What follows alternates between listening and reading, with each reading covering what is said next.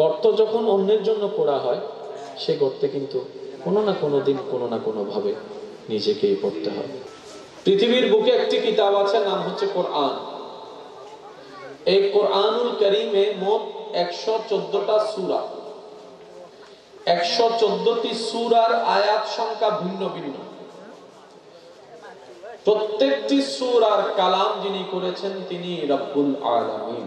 সুবহানাল্লাহ। আর একটু জোরে সুবহানাল্লাহ। এই কোরআন, যে কোরআন নেওয়ার মতো ক্যাপাসিটি পাহাড়ের মতো শক্তিশালী সৃষ্টি হার মেনে নিয়েছে, যে কোরআনকে ধারণ করার জন্য কথা আসার পরে পৃথিবী সারেন্ডার করেছে, মাটি সারেন্ডার করেছে, সাগর সারেন্ডার করেছে, আসমান সারেন্ডার করেছে, সৃষ্টি জগৎ সারেন্ডার করে নিয়েছে। আল্লাহ তাআলার অশেষ দয়ায় সেই কোরআন স্থান করে নিয়েছে আমাদের নবীর অন্তর মোবারকে। সুবহানাল্লাহ। সেই কোরআনুল কারীম, যেই কোরআন পৃথিবীর সমস্ত তত্ত্ব মিথ্যা হয়ে যেতে পারে, সমস্ত তত্ত্বের ভিতরে কম বেশি বর্ধিত কমতি থাকতে পারে, কিন্তু কোরআনুল কারীম আল্লাহ তাআলার কালাম, এমন কিতাব যেটার মধ্যে 19ও নাই 20ও নাই, বরাবর সমান্তরাল সবকিছুর মধ্যে 100% সুবহানাল্লাহ। এবার একটু মনোযোগ দিবেন আমার কথায়। আমাদের ভিতর ভালো আছে, খারাপও আছে। ভালোর জন্য হয় প্রশংসা, খারাপের জন্য হয় বদনাম। ভালোর জন্য করে সুনাম, খারাপের জন্য করে দুর্নাম। এবার আপনারা একটু বলুন তো, আমাদের ভিতর আসলে কি ভালোটা বেশি না খারাপটা বেশি? আমার ভিতর খারাপটা বেশি। এবার আপনারা বলেন, আমাদের ভিতর কি আসলে ভালোটা বেশি নাকি খারাপটা বেশি? দ্যাট মিন্স আমরা সবাই দুর্নামের অধিকারী। এবার আপনার আমার জীবনের মধ্যে যদি চলার পথে কেউ যদি 5টা সেকেন্ড প্রশংসা করে, আমাদের মনটা কিন্তু খুশি হয়ে যায়। আমাদের মা বোনদেরকে দেখবেন ঘরের মধ্যে অনেক মানুষের জন্য যে রান্না করে, গরমকালে চুলার সামনে দাঁড়িয়ে তাপকে সহ্য করে সারা শরীর ঘামিয়ে যায়, কারণ রান্নাঘরে কোনো এসিও নাই, পাখার ব্যবস্থাও নাই। ওই বোনটি যখন সারাটা দিন এই রোদের ভিতরে আগুনের সামনে রান্না করার পরও নিজে না খেয়ে মানুষকে যখন খাওয়ায়, ওই বোনের রান্না যখন মানুষ খায়, খাওয়ার পরে যখন হালকা একটু প্রশংসা করে, শুধু এতটুকু বলে আজকের রান্নাটা অনেক ভালো হয়েছে, অনেক মজা হয়েছে, আমার বোন সারা দিনের সমস্ত কষ্ট পরিশ্রম নিমিষেই ভুলে আনন্দে আত্মহারা হয়ে যায়। সুবহানাল্লাহ। তাহলে প্রশংসা জিনিসটা এত ভ্যালুয়েবল যে একটা মন খারাপ ওয়ালা মানুষকে সেকেন্ডের ভিতর মন ভালো করে দিতে পারে। আর একটু জোরে বলেন সুবহানাল্লাহ। চেহারার মলিনতা দূর করে দিতে পারে সেকেন্ডের ভিতরে। নিরুৎসাহিত মানুষকে উৎসাহিত করে ফেলতে পারে এই প্রশংসা। যার কাছে ভালো গুণ নেই, প্রশংসামূলক কথা শোনার কারণে ওই মানুষের ভিতরে ভালো গুণগুলো আসতে বাধ্য হয়ে যায়, স্পিড চলে আসে, উৎসাহ চলে আসে। কার প্রশংসায়? আমাদের প্রশংসায়। আমরা তাকে যাদের ভিতরে ভালোর চাইতে খারাপটা বেশি, ওই খারাপ মানুষের প্রশংসা শুনে আমরা দামি হয়ে যাই, আমরা উৎসাহিত হয়ে যাই, আমরা শয়তানের ফাঁদে পা দিলে অহংকারী হয়ে যাই, আমরা হিংসুক হয়ে যাই। আমাদের নবী সেই নবী যার প্রশংসা করেছেন স্বয়ং আল্লাহ।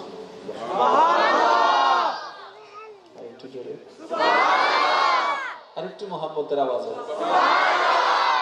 আমাদের প্রশংসার ভিতরে সত্যও আছে, মিথ্যাও আছে।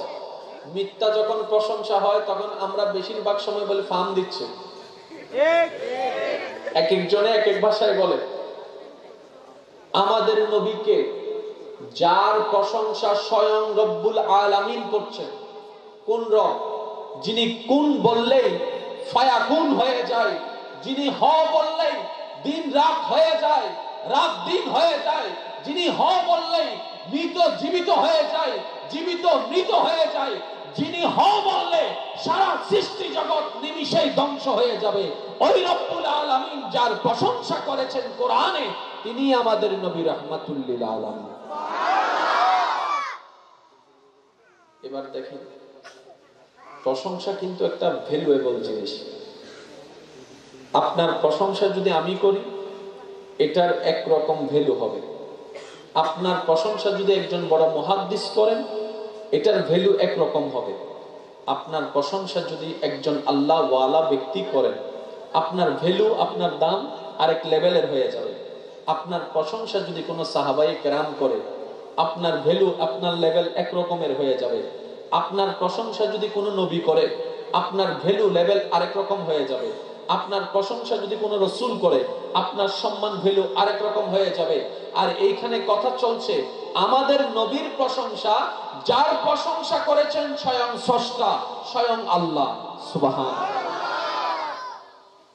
একটু মনের কান দিয়ে শোনার চেষ্টা করবেন, কত বড় সৌভাগ্য আমাদের এমন নবীর উম্মত হয়ে দুনিয়াতে এসেছে, যাকে আল্লাহ নিজের হাবিব বলে ঘোষণা করেছেন। আল্লাহ যদি বলে, না থাকলেও হয়ে যাবে। একটু খেয়াল করবেন, নবীর প্রশংসা করছেন কে? ভাই আর একটু আওয়াজ দেন। কোন আল্লাহ? যিনি হ বললেই হয়ে যাবে। মনে করেন আপনার কাছে কিচ্ছু জ্ঞান নাই, কিন্তু আল্লাহ পাক বলছেন এই তুমি জ্ঞানী, বলার সাথে সাথে আপনার সব জ্ঞান চলে আসবে যতটুকু আল্লাহ চেয়েছেন। কারণ প্রশংসাকারী কে? জোরে বলেন না, প্রশংসাকারী কে? যেখানে মিথ্যার কোনো অবকাশ, সন্দেহের কোনো অবকাশ। এবার প্রশংসা করছেন আল্লাহ, যার ভিতর কোনো সন্দেহ নাই। প্রশংসা করছেন আল্লাহ, যার ভিতরে কোনো কমতি নাই। প্রশংসা করছেন আল্লাহ, যার ভিতর কোনো আইব নাই। কোথায় করছেন? এমন কিতাবে, যেই কিতাবকে বলা হয় জালিকাল কিতাব লা রাইবা ফি। চিৎকার দিয়ে বলেন সুবহানাল্লাহ। ওই আল্লাহ ওই কিতাবে আমাদের নবীর প্রশংসা করে বলছেন ওয়ামা আরসালনাকা ইল্লা রাহমাতাল লিল আলামিন। আমাদের নবীর প্রশংসায় রব্বে কারীম বলছেন ইন্না আতাইনা কাল কাউসার। সুবহানাল্লাহ। এবার রব যখন বলছেন আমি আপনাকে আলামিনের জন্য রহমত বানিয়েছি, বলার সাথে সাথে আমাদের নবী রাহমাতুল লিল আলামিন হয়ে গেছে। আল্লাহ যখন বললেন ইন্না আ'তাইনাকাল কাউসার, আমি আল্লাহ আপনি নবীকে কাউসার দান করেছি। ব্যাখ্যার দিকে যাচ্ছি না, সময়ের সংক্ষিপ্ততা। কাউসার দান করেছি। এবার এই আল কাউসারের ভিতরে যা আছে সবকিছু নবীর কাছে চলে এসেছে আল্লাহ তাআলা বলার সাথে সাথে। কারণ কি? বলনেওয়ালা আল্লাহ। সুবহানাল্লাহ। বলনেওয়ালাকে, বলনেওয়ালাকে। আর আল্লাহ তাআলার আইন, বিধান, সংবিধান রদ করার মতো ক্ষমতা কারো।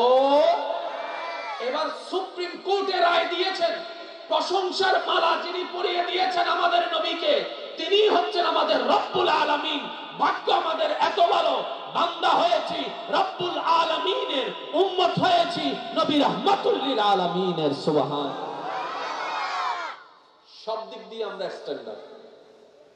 বান্দা হিসেবে স্রষ্টা আমাদের, যার কোনো তুলনা নাই। উম্মত হিসেবে নবী আমাদের, যার কোনো তুলনা নাই।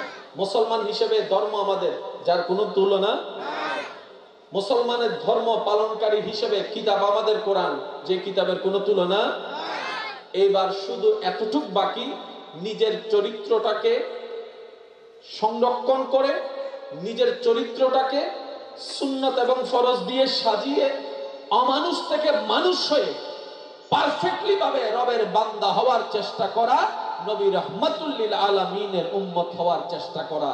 তাহলে আমরাও হয়ে যাব উম্মতদের ভিতরে এমন উম্মত যাদের সাথে কোন নবীর উম্মতের তুলনাই হবে না। সুবহান।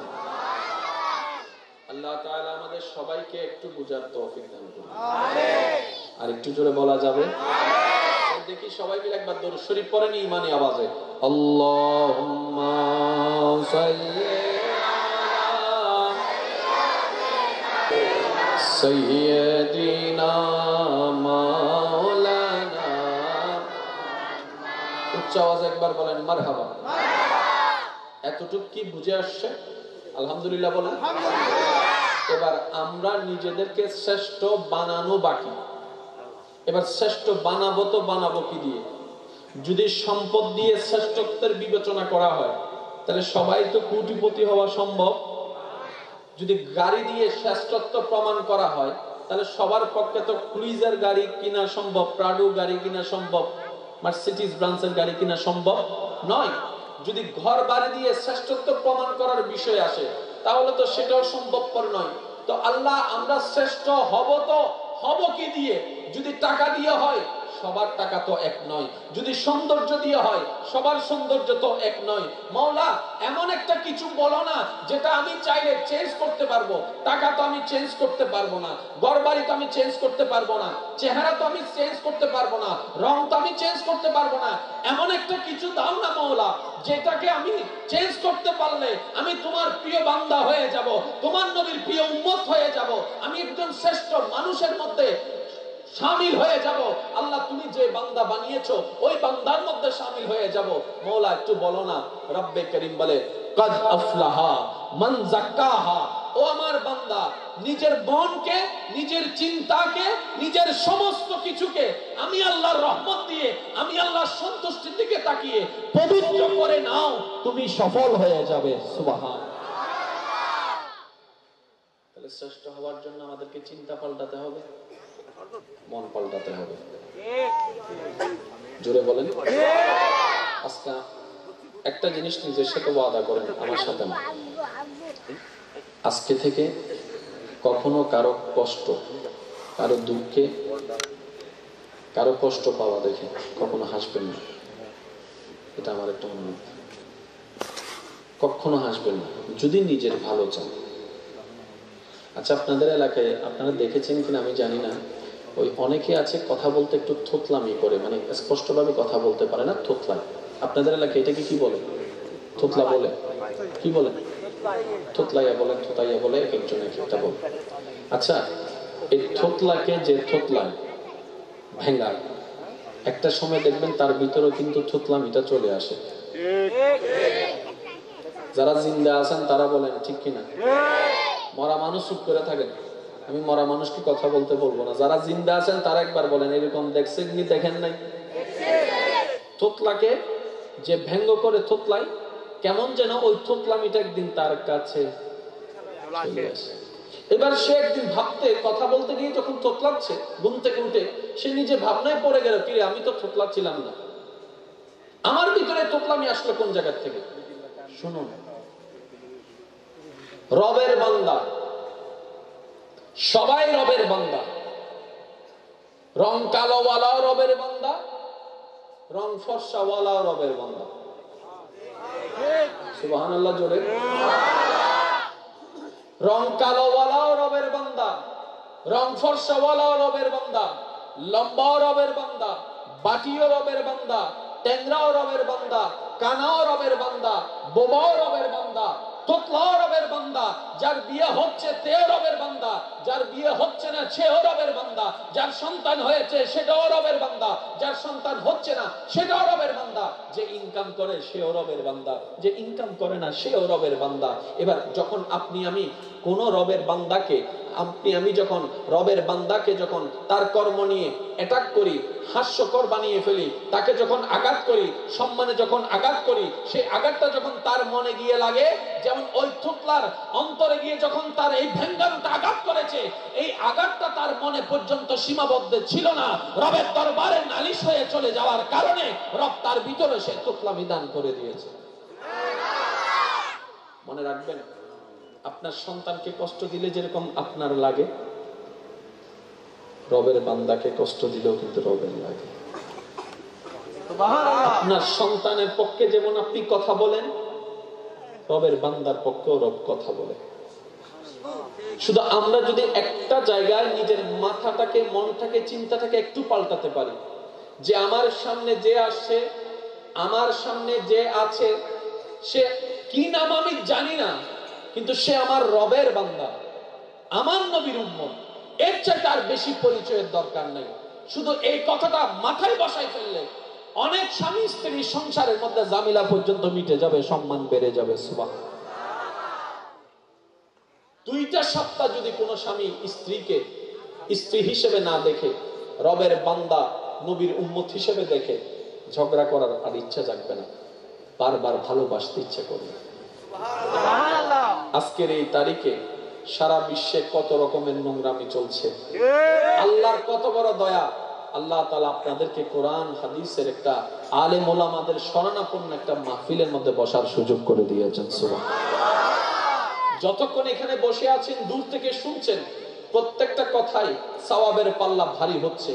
গুনাহ হওয়ার তেমন কোনো সুযোগ, অন্তত এতটুকু বলতে পারবো, আজকের এই তালুকদার পাড়া এলাকাবাসীর আয়োজনের এই পরিশ্রমের মাহফিলে বসে আমি 10টা মিনিট অন্তত জীবন থেকে গুনাহমুক্ত থাকার সুযোগ পেয়েছে। এটাই রবের দরবারে শুকরিয়া। বলেন না আলহামদুলিল্লাহ? আর একটু জোরে বলেন আলহামদুলিল্লাহ। এবার কথাটা একটু মনোযোগ দিয়ে শুনবেন। রব বলছেন, ইন্না আ'তাইনা কাল কাউসার। ও নবী, যত প্রকার ভালাই আছে আমি আল্লাহ সব ভালাই আপনি নবীর ভান্ডারে, গোডাউনে দান করে দিলাম। আমার মনে হয় আর একটু জোরে বলতে পারবেন। যেহেতু কালামটা রবের, কোরআনের একটা বড় মুজিজা কি জানেন? আল্লাহু আকবার। আপনার এই জীবনে যত উলামায়ে কেরামের কথা শুনেছেন, সৌভাগ্য আপনার হয়েছে। আপনারা দেখবেন ওনারা একটি আয়াত এবং সেটার অর্থ, সেটার তাফসীর মাধ্যমে ওয়াজ শুরু করে। এবার আলোচনা করতে করতে ওই আলেমের 1 ঘন্টা শেষ হয়ে যায়, 60 মিনিট শেষ হয়ে যায়, অনেক সময় 1.5 ঘন্টাও শেষ হয়ে যায়, অনেক সময় 2.5-3 ঘন্টাও শেষ হয়ে যায়। অবস্থা প্রেক্ষিতে শেষ পর্যন্ত উনি বলে, সারা রাত আলোচনা করলেও এই আয়াতের একটি শব্দের ব্যাখ্যা করা শেষ করা যাবে না। এটাই হচ্ছে কোরআনের স্পেশাল একটা মুজিজা। আর একটু জোরে আল্লাহ তাআলা যে কথাটাকে মাত্র 4টি শব্দ, 2টি শব্দ, 3টা শব্দ, 5টা শব্দের একটি আয়াতে বলে দিয়েছে, সারা বিশ্বের সমস্ত জ্ঞানী পণ্ডিত উলামায়ে কেরামগণ 1000 বছর আলোচনা করলেও ওই আয়াতের কামা হকহু আদা করা সম্ভব হবে না। আল্লাহ তাআলার কালামের জ্ঞানের গভীরতা এত বেশি। সুবহানাল্লাহ। সেজন্য লাস্টে গিয়ে বলতে বাধ্য হয়, আমাদের পক্ষে করা সম্ভব নয়, আমরা চেষ্টা করেছি। এটা হচ্ছে কোরআনের বড় একটা মুজিজা, আয়াতের বড় মুজিজা। আর সেই কোরআনটাকে আল্লাহ জ্ঞানের ভান্ডার বানিয়ে আর রহমান আল্লামাল কোরআন বলে যার অন্তরে ফিট করে দিয়েছেন, তিনি আমাদের নবী রাহমাতুল লিল আলামিন। এবার এই জিনিসটা আসুন প্রেম নিয়ে একটু বোঝার চেষ্টা করি। রব্বে করিম বলছেন, হে আমার নবী, যত প্রকার ভালাই আছে আমি সব কিছু আ'তাইনাকা আপনাকে দান করে দিয়েছি। সুবহানাল্লাহ।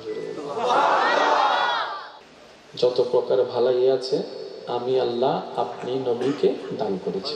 তাহলে দান করনেওয়ালাকে একটু জোরে বলেন।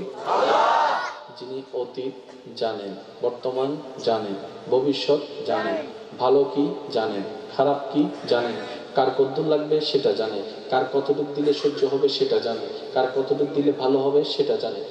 ওই আল্লাহ দিয়েছেন নবীকে।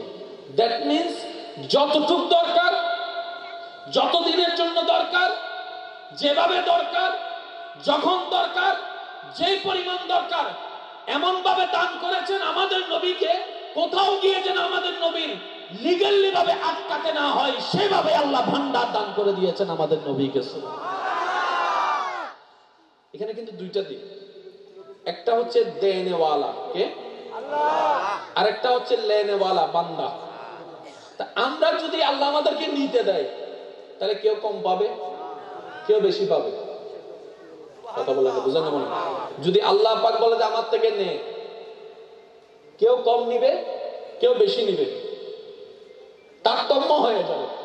কারণ আমরা যেটা করি সেটা আমাদের জ্ঞান, কিন্তু সেটাই 100% সঠিক হবে এমন কোনো কথা নাই। তাই তো জীবনে আপনি আমি ভালো মনে করে অনেক সিদ্ধান্তে এগিয়ে যাই, ভালোবাসা নিয়ে, আবেগ নিয়ে, পাগলামি নিয়ে। এক সময় দেখা যায় ওই এক সময়ের পাগলামির সিদ্ধান্তটাই জীবনের কাল হয়ে দাঁড়িয়েছে। আছে না নাই? অনেকে ভালোবাসার টানে মগ্ন হয়ে মা বাবার চেহারায় চুনকালি মেখে পালিয়ে বিয়ে করে ফেলে।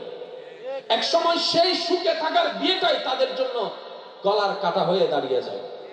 কারণ আমাদের সিদ্ধান্তে ভালো আছে, খারাপও আছে, রাইটও আছে, রংও আছে, কিন্তু আমাদের সিদ্ধান্তে বেশিরভাগ ক্ষেত্রে আমরা রংটাই করি, খারাপটাই করি, মনে হয় ভালো।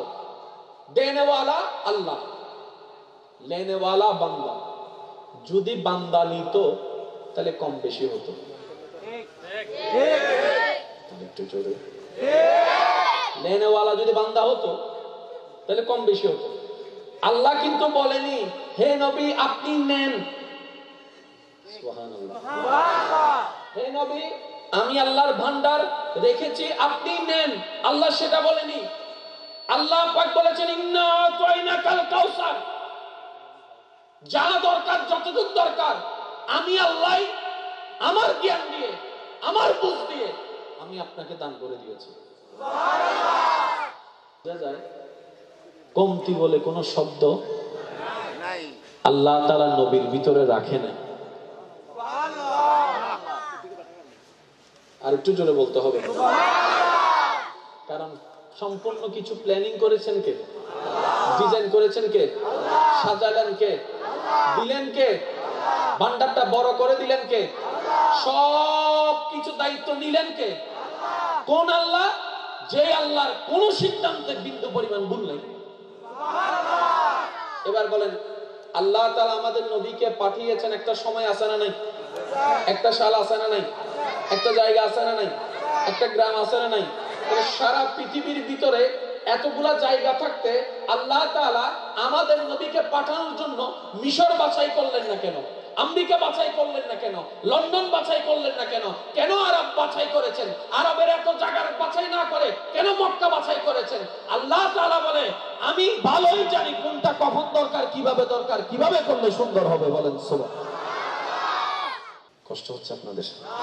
আসলে ভালোও লাগছে আপনাদের কাছে থাকতে, কিন্তু আবার ওদিকেও যেতে হবে। দুই দিকে টানা হিস্ট্রাই পড়ে গেছি আমি। আপনি আমি ভালোবাসার পাত্রকে ভালো জায়গায় রাখি না খারাপ জায়গায়? ভালো জায়গায়। শেষ ভালো যা সব ভালো, তার আওয়াজটা একটু বড় করে দেন না। ভালো জায়গায় না খারাপ জায়গায়? আমাদের প্রিয় মানুষকে কখনো কি আমরা চাইবো খারাপ মানুষের মধ্যে থাকুক?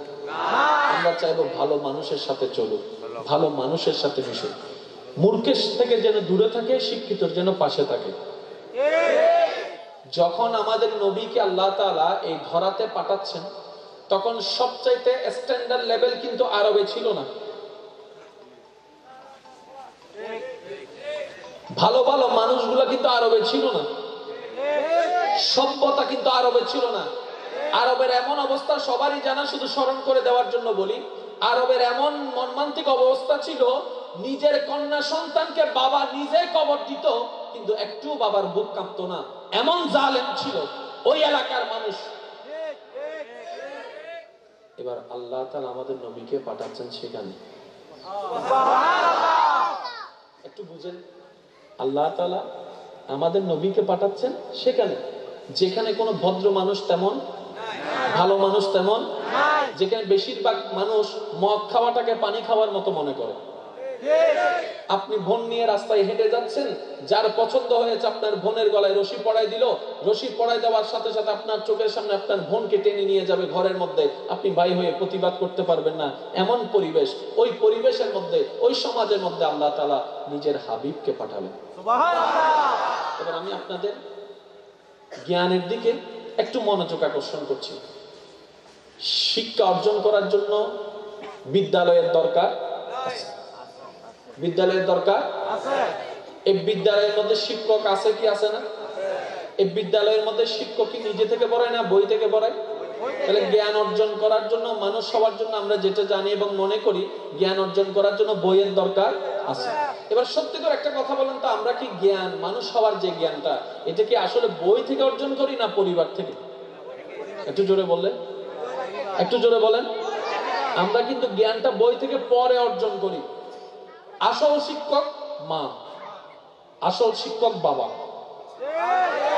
সেজন্য আমি বিবাহিত যারা আছেন তাদের কাছে বিশেষ অনুরোধ করব, স্বামী স্ত্রী এক ছাদের নিচে থাকতে গেলে অনেক কিছুই হবে, কিন্তু কখনো আল্লাহর ওয়াস্তে ছোট্ট বাচ্চাদের সামনে, সন্তানদের সামনে কখনো স্বামী স্ত্রী আপনারা তর্কাতর্কি করবেন না, আল্লাহর ওয়াস্তে কখনো করবেন না।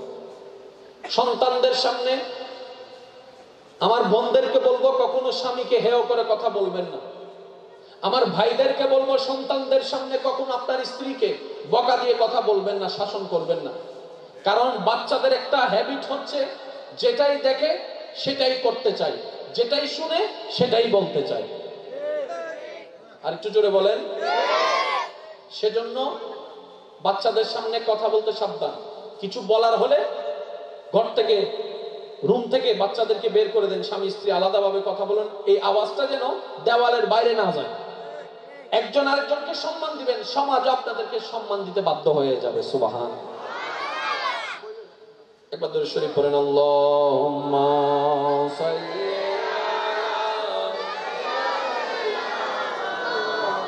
মাওলানা মুহাম্মদ ওয়া আলা আলি সাইয়্যিদিনা মাওলানা।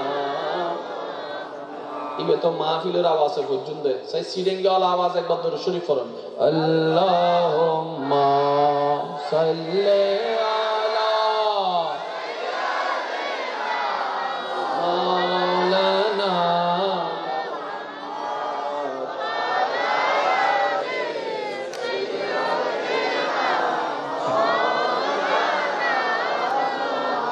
जग में जब आए मोहम्मद इस्लाम जिंदा हो गए। सबाई सबाई। जग में जब आए मोहम्मद इस्लाम जिंदा, भूतों ने सब कलमा पढ़ा, काफिर मुसलमान हो गए। जग में जब आए मोहम्मद इस्लाम जिंदा। একবার বলেন মারহাবা। আমার কথা কি বুঝতে কষ্ট হচ্ছে? এখানে কথা চলছে কার? যে আল্লাহর ভিতরে কোনো আইব, কোনো কমতি, কোনো ভুল, কোনো সিদ্ধান্তে ভুল, কোনো দেওয়ার মধ্যে ভুল, যিনি হাইয়ুন, যিনি কাইয়ুম, যিনি রহমান, যিনি রহিম, যিনি মালিক, যিনি গফফার, যিনি সত্তার, যিনি জুল জালাল ওয়াল ইকরাম।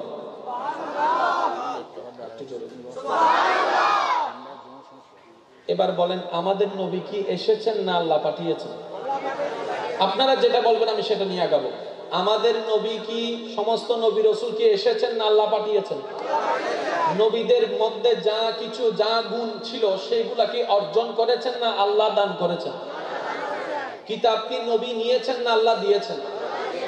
নবীকে, নবীর দায়িত্ব কি নবী নিয়েছেন না আল্লাহ দিয়েছেন? নবীর ভিতরে এলম, সেই এলমটা কি নবী নিয়েছেন না আল্লাহ দিয়েছেন? বাস, যে আল্লাহ দেওয়ার মধ্যে কোনো কমতি নাই। সুতরাং যারা পেয়েছে তাদের পাওয়ার মধ্যেও কোনো কমতি নেই। সুবহানাল্লাহ। আর একটু জোরে বলতে হবে সুবহানাল্লাহ। এবার আসেন, আমরা প্রিয় জিনিসটাকে আগলায় রাখার চেষ্টা করি যেন কষ্ট না পাই। মহব্বতের আওয়াজে বলে, ফুলের আঘাতও যেন তোমাকে কষ্ট দিতে না পারে, সেভাবে তোমাকে আগলায় রেখে দিয়েছে। এবার আমি আপনাদের একটু মনোযোগ আকর্ষণ করি। আল্লাহ নিজের হাবিবকে পাঠাচ্ছেন তো পাঠাচ্ছেন কোথায়? যেখানে কোনো পড়ালেখা, শিক্ষা দীক্ষা, ভদ্রতা, আদব, সত্য কথা কিচ্ছু নাই তেমন। এমন একটা জায়গায় যার বর্বরতার কারণে বিশ্ববাসী নাম দিয়েছে আইয়ামে জাহিলিয়া। সেই জায়গায় আল্লাহ নিজের হাবিবকে পাঠাচ্ছেন। সুবহানাল্লাহ জোরে। এবার দ্বিতীয় নম্বর মনোযোগের বিষয়, আমরা জানি আসল শিক্ষা হয় ঘর থেকে। ঘরের প্রধান হচ্ছে মা এবং বাবা। আল্লাহ তাআলা নিজের হাবিবকে পাঠানোর 6 মাস আগে বাবাকে উঠাই নিয়েছেন। একটু বোঝার চেষ্টা করবেন। শিক্ষার প্রথম ঘর হচ্ছে পরিবার। পরিবারের প্রধান অভিভাবক হচ্ছে মা বাবা। আল্লাহ তাআলা নিজের হাবিব আমাদের নবী রাহমাতুল লিল আলামিনকে পাঠাচ্ছেন, তো পাঠাচ্ছেন এমন জায়গায় যেখানে সভ্যতা বলতে, ভদ্রতা বলতে কিছু নাই। জায়গাটা এমন শিখানোর জন্য যে দুইজন অভিভাবক, তার মধ্যে একজন হচ্ছে বাবা। ওই বাবাকে নবীকে দুনিয়াতে পাঠানোর আগে আল্লাহ নিজের কাছে ডেকে নিয়েছেন। তাহলে প্রথম অভিভাবক নাই। এবার সেই নবী দুনিয়াতে আসলেন, বড় হচ্ছেন।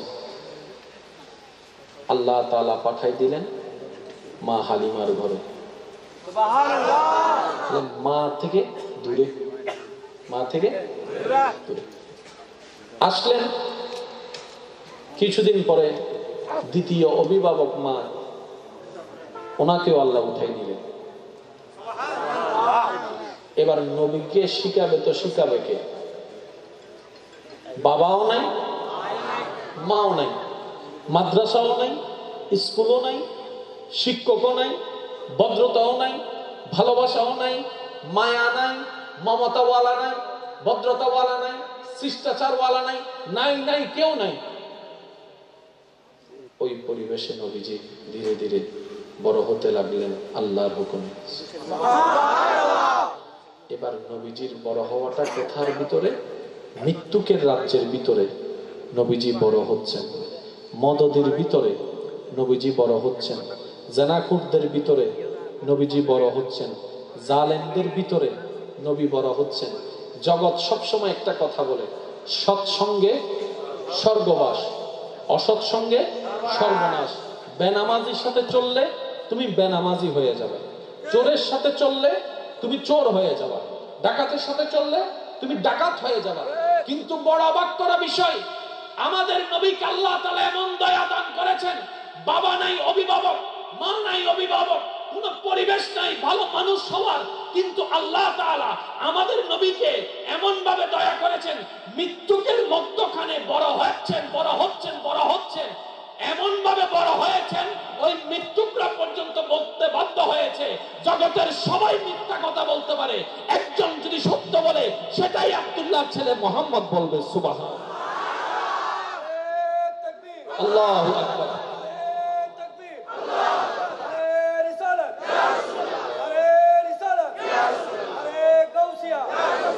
উচ্চ আওয়াজে একবার বলেন সুবহানাল্লাহ। আপনারা কি বুঝতে পারছেন বিষয়টা? শিখানোর মতো কেউ নাই, কোন ভালো বন্ধু, সত্যবাদী বন্ধু তেমন, কিন্তু নবীজি এমন ভাবে বড় হচ্ছে। আপনারা ফেসবুকে কমেন্টসে হাজারবার দেখেছেন, করেনও।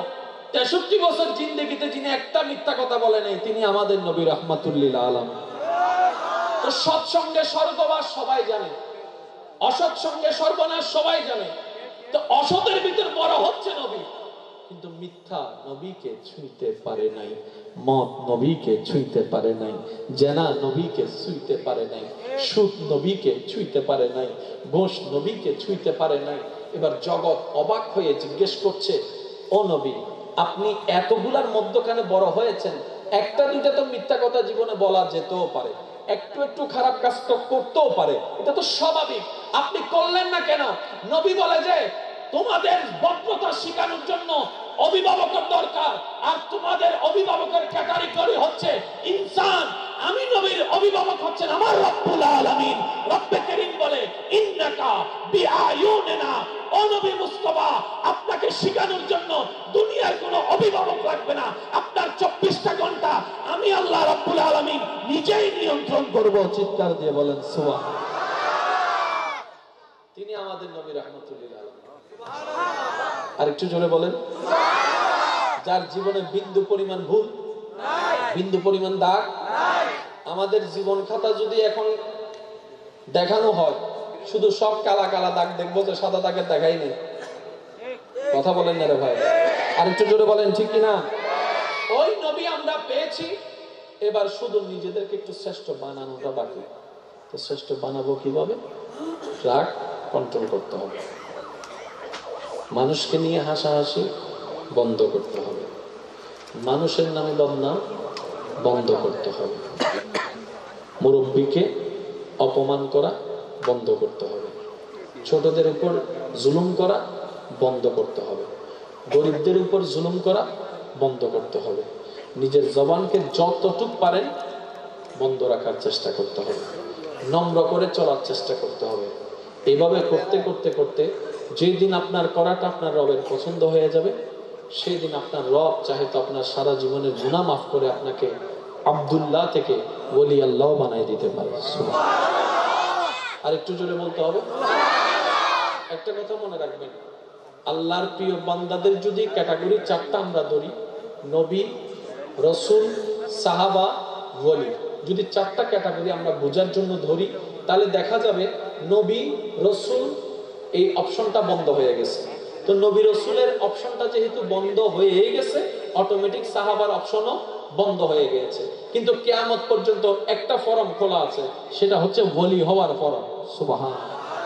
আপন আপন জায়গা থেকে আমাদের জীবন কিন্তু অর্ধেক সময় শেষ, বাকি আছে অর্ধেক।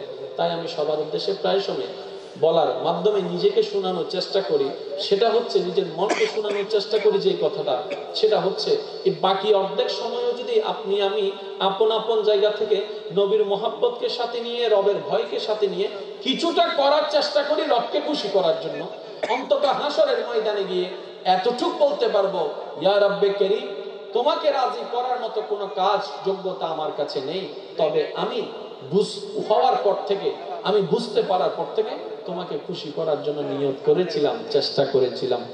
এমনও হতে পারে আপনার রব আপনার চেষ্টা দেখে সারা জীবনের গুনাহ মাফ করে দিতে পারে। কখনো নবী রাহমাতুল লিল আলামিন হাদিসে বারবার বলেছেন,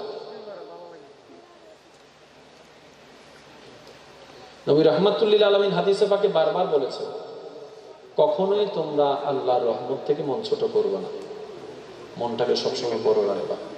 আর আল্লাহকে যে যেমন মনে করে আল্লাহ তার জন্য তেমন, যে রহমান মনে করে আল্লাহ তার জন্য রহমান হয়ে যাবে। নামাজ বাদ দেওয়া যাবে না, জোরে বলেন না, নামাজ বাদ দেওয়া যাবে না। যতই ব্যস্ত থাকেন ফাঁকে ফাঁকে নিজের নামাজের সময়টা বের করে নেবেন। আর নামাজকে সবসময় এতটুকু মনে রাখবেন, এই নামাজ হচ্ছে আমি গোলামের মনিবের দরবারে হাজিরা দেওয়ার হাজারটা মাধ্যমের একটা মাধ্যম। আপনি যখন নামাজকে সওয়াবের ক্যাটাগরি থেকে শুধু নয়, এভাবে চিন্তা করবেন, নামাজটা হচ্ছে আমার মনিবের দরবারে আমি গোলামের হাজিরা দেওয়ার একটা মাধ্যমের নাম। যখন আমি নামাজে দাঁড়াবো, অন্তত আমার মনিবের দরবারে আমি গোলামের নামটুকু একটু উঠে যাবে। এবার উনি খুশি হয়ে সওয়াব দিলে দেখ, না দিলে নাই, এটা ওনার ব্যাপার, এটা আমার দেখার বিষয় নয়। আমার মনিব যদি খুশি হয়ে সওয়াব দেয়, এটাও আলহামদুলিল্লাহ। কিন্তু নিয়ত রাখতে হবে, মওলা আমি তোমাকে খুশি করতে এসেছি, আমি তোমাকে রাজি করতে এসেছি। জীবন মানে কি? জীবনের হাজার ব্যাখ্যা থাকতে পারে, কিন্তু সমস্ত ব্যাখ্যাকে যদি এক জায়গায় করতে চান, একটা কথাই বলা যায়, জীবন মানেই হলো জীবনদাতাকে সন্তুষ্টি করা, রাজি করার চেষ্টার, প্রচেষ্টার সময়ের নাম। জীবন এটাই। আপনি যদি আপন জায়গা থেকে ভাবেন খাওয়া দাওয়া ঘুম, আপনি নিজেও বলতে বাধ্য হবেন এটার নাম জীবন নয়। তো জীবন মানে কি? জীবন মানে হচ্ছে জীবনদাতাকে খুশি করার চেষ্টা করার নাম। সুবহানাল্লাহ। আল্লাহ পাক আমাদের সবাইকে আপন আপন জায়গা থেকে রবকে খুশি করে দুনিয়া থেকে যাওয়ার তৌফিক দান করুন। আর একটু জোরে বলতে হবে না আমিন। আল্লাহ তাআলা আমাদের সবাইকে মানুষের মতো মানুষ বানার তৌফিক দান করুন। একটা কথা সর্বদা মনে রাখবেন, আমরা প্রাণ শব্দটা ব্যবহার করে মানুষকে কষ্ট দিয়ে, মানুষকে হাসির পাত্র বানিয়ে আমরা অনেকভাবে চেষ্টা করছি, অনেকে চেষ্টা করে অন্যকে নিয়ে কখনো হাসতে নেই, না হয় নিজেই হাসির পাত্র হয়ে যাব একদিন। সবারই জানা আছে, গর্ত যখন অন্যের জন্য পোড়া হয়, সে গর্তে কিন্তু কোনো না কোনো দিন কোনো না কোনো ভাবে নিজেকেই পড়তে হবে। আর আমরা এত বোকা জেনেও বারবার অন্যের জন্য কেমন জানি গর্ত করতে থাকি। আমি ছোট্ট ভাই হিসেবে আপনাদের কাছে আবদার করে একটা কথা বলবো, এমন একটা জীবন বানান যে জীবনটা অর্জন করার পরে মালাকুল মউত আপনার কাছে জান নিতে আসলে আপনার যেন দুনিয়ার থেকে চলে যাওয়া নিয়ে কোনো আফসোস না থাকে। এটা করতে পারি নাই, সেটা করতে পারি নাই, আফসোস না লাগে। আপনার মৃত্যুর সংবাদটা যেন আপনার এলাকার মানুষের জন্য খুশি সংবাদ না হয়। এমন একটা জীবন বানান আপনার পরিবারের মানুষও যেন আপনার এই বিদায় বেলায় চোখের পানি ফেলে তো ফেলে, আপনার এলাকার মানুষও যেন সরাসরি না হোক মন থেকে হলো এতটুকু বলে একটা ভালো মানুষ হারিয়ে ফেলেছি, একটা ভালো মানুষ হারিয়ে ফেলেছি। এটাই হবে আপনার জীবনের সবচেয়ে একটা বড় সফলতা। যে নেককার বান্দার প্রিয় হতে পারে না, সে কখনো রবের প্রিয় হতে পারে। পরিশেষে একটা কথাই বলবো, জীবনটাকে খুশি মনে সমস্ত ইচ্ছা স্বপ্নকে কোরবানি দিয়ে রবের নামে ছেড়ে দেন। বিশ্বাস করেন ভাই, আপনার জীবনে কোনো ডিপ্রেশন থাকবে না। চাওয়া যত বেড়ে যায় কষ্ট তত বেড়ে যায়, আশা যত বেড়ে যায় নিরাশা হওয়ার রাস্তা তত খুলে যায়। আমি চাইলেও তো হবে না, না চাইলেও হবে না, ওইটাই হবে যেটা রব চাইবে। এবার রব্বে করিম বলে, হে আমার বান্দা, হে আমার বান্দা, তুমি আমার চাওয়া মতো চলো, আমি তোমার চাওয়া পূরণের ব্যবস্থা করে দিব। তুমি আমাকে খুশি করে চলো, দুনিয়ার সাময়িক জীবনটা তো শেষ হবে। তুমি এই সাময়িক জীবনে ধৈর্য ধরে সহ্য করে দুনিয়ার সমস্ত আশা চাওয়াকে ত্যাগ করে তুমি আমাকে খুশি করে চলো, হাসরের ময়দানে আসো, আমি রব তোমাকে খুশি করে দিব। আপনি আমি না পাওয়া নিয়ে যতটুকু আফসোস করেছি, পাওয়া নিয়ে কি জীবনে অতটুকু শুকরিয়া করতে পেরেছি? নিজের প্রশ্ন নিজেকে করবেন। আমরা না পাওয়া নিয়ে হা হুতাশ করতে করতে ওই ডিপ্রেশনটা বেড়ে ফেলছে, শয়তানের সুযোগ পেয়ে যাচ্ছে। মনে রাখবেন, বান্দা কারা? বান্দা তো তারাই যারা রবের সন্তুষ্টিতে নিজেকে সন্তুষ্টি রেখে আলহামদুলিল্লাহ বলতে পারে, তারাই তো রবের বান্দা। বলেন না সুবহানাল্লাহ। আল্লাহ তাআলা আমাদের সকলের হাজিরি কবুল আর মঞ্জুর করুক, আমিন। আজকের এই মেহবুবকে, এই মেহফিলকে আল্লাহ পাক কবুল আর মঞ্জুর করুক, আমিন। হুজুর আছেন, তাকরীর করবেন, আপনারা সবাই সুন্দরভাবে বসবেন। আমি প্রথমে বলেছি আমার টাইম ছিল 9টা থেকে 10টা, কিন্তু এই অন্য জায়গায় ওয়াদা থাকার কারণে তারপরও যতক্ষণ পেরেছি দিয়েছি। বদনাম করবেন তো আমি যাওয়ার পর ইনশাআল্লাহ, সবাই মিলে বদনাম করেন, যে বদনাম করবেন তার জন্য 10 টাকা আছে ইনশাআল্লাহ।